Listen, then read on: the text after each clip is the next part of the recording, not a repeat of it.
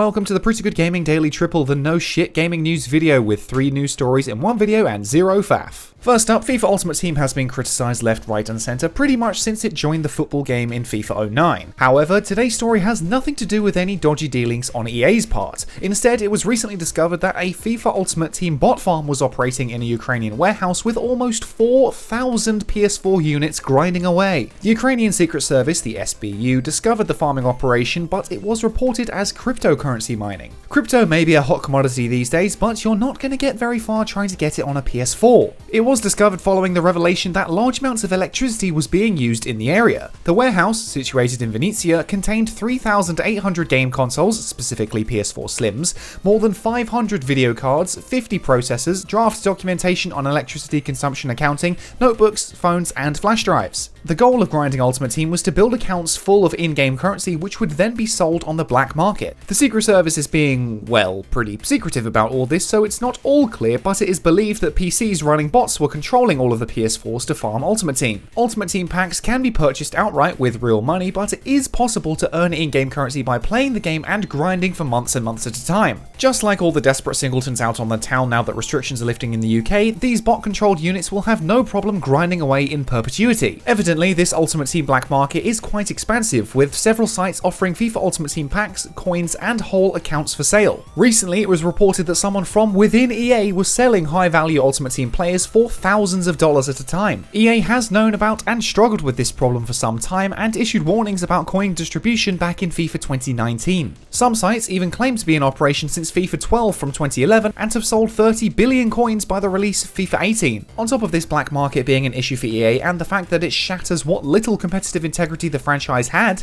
it also lends credence to the notion that Ultimate Team does constitute gambling. One of the key factors of many definitions of gambling is whether or not the user can cash out. Well, with sites like these scattered all over the internet, it is clear that cashing out what you put in is indeed very possible. While EA may not own any of these sites or farming operations, they still make the whole FIFA experience even closer to a casino than it already was, which only adds ammunition to the ever-expanding arsenal of anti-loot box sentiment. It is in EA's best interest to shut them down as quickly as possible, but obviously that is proving to be quite the challenge, and I must admit it is a little pleasing to know that these black markets are making EA sweat. When you hear the term black market, you think of something interesting or mysterious, a bit underground and noir. If you're buying FIFA accounts on the black market, you really need to reevaluate your life.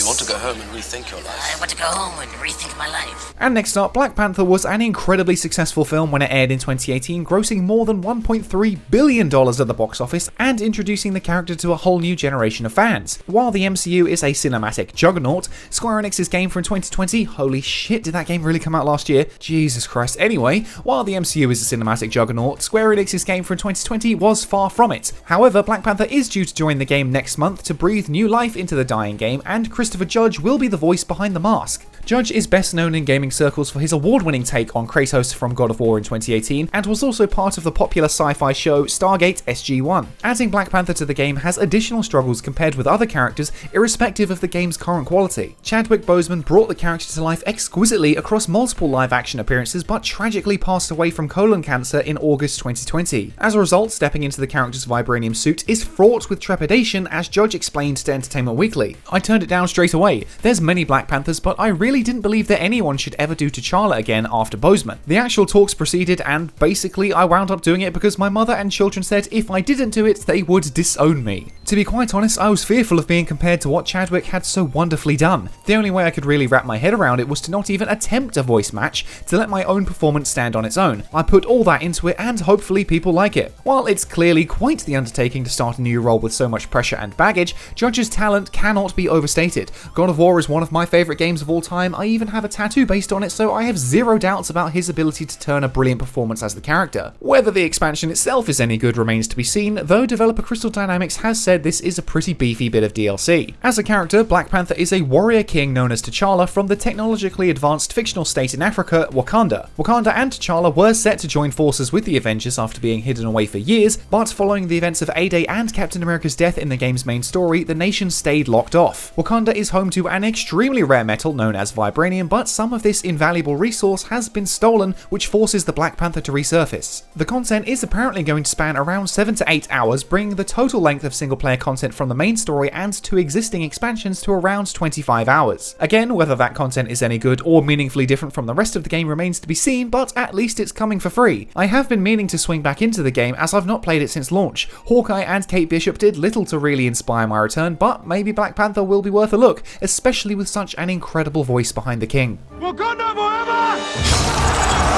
And finally, information about HBO's The Last of Us TV show is being drip-fed to us, and the latest tidbit is around how expensive it will be. Damien Petty, president of the Canadian Artists Union IATSE 212, discussed the local impact of filming in Canada. I cannot confirm the official budget numbers, but will say it is likely the largest project shooting in Canada. This project well exceeds the 8-figure per episode mark, so there is a multiplier effect on our economy in terms of its impact. There are hundreds of related businesses benefiting from the plethora of related work. Now, throwing money at projects doesn't always lead to success. Just look at HBO's biggest hit, Game of Thrones, and how it all came crashing down in the final season. And who has a better story than Bran the Broken? Please stop!